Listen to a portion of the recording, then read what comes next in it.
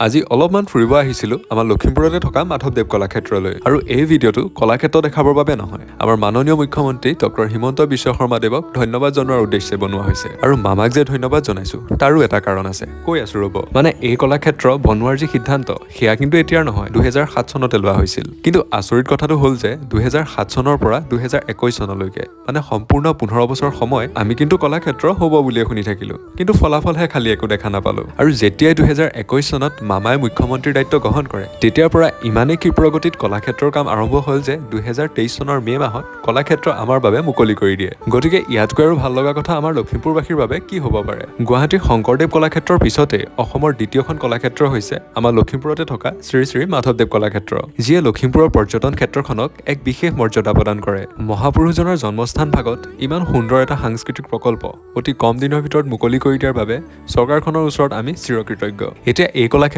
চাবৰ বাবে দূৰ দূৰণিৰ পৰা মানুহ আহি থাকে কেতিয়াবা যদি সময় হয় আপোনালোকো আহিব